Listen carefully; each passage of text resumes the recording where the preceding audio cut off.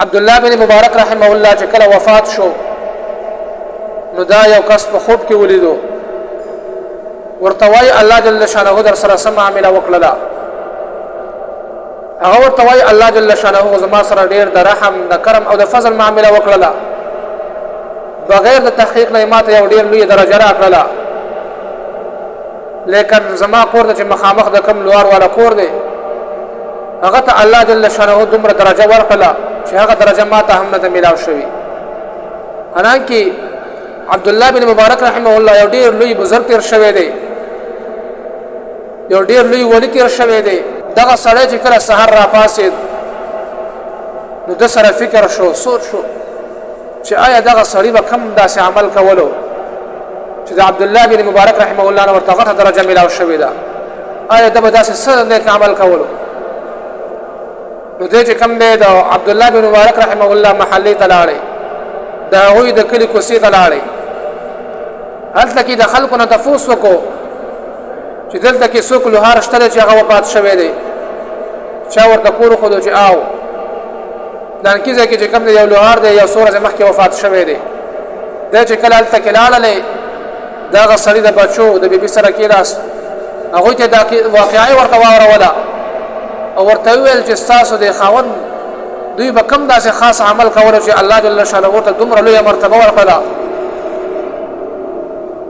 نو هغوی ورته وویل چې ده خو به داسې څه نیک عمل نه کولو لیکن سهار به تله او ماښام به راتله د لوهارۍ کار به کاو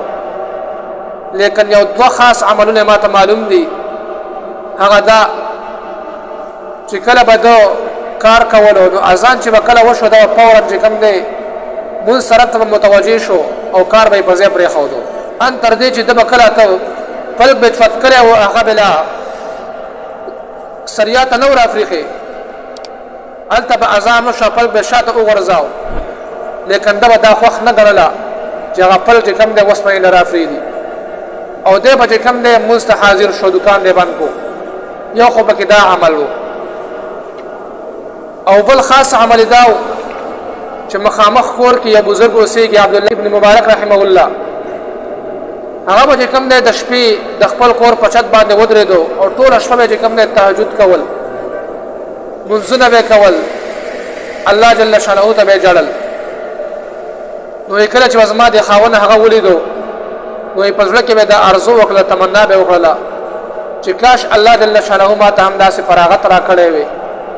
ما به هم ټوله شپه چې کوم دی تهجد کولې نوافل به مې کولې الله جل شانه ته به ولاړ وي هر وخت کې به دا خبره کوله نور څه خاص عمل نه دی دا کس وایي کله چې ما دا خبره واورېدله نو زه پوه شوم دله چې الله جل شانه دا کم مقام ورکړی دی دا هم د دغه دوه عملونو د وجې ورکړی دی چې کله دا سوچ او فکر انسان وکړي نو په دې باندې الله جل شانه انسان ته دومره اوچته مرتبه ورکوي د کم ځای نه کم ځای ته رسوي عزتمندو بیا انسان له پکار چې په زړه کې همیشه داسې صحیح سوچ وکړي چې بل انسان په نیکو اعمالو باندې وویني دله هم پکار چې خپل زړه کې جذبه را پیدا کړي شوق پیدا کړي چې نن نه پس به زه هم نیک اعمال کومه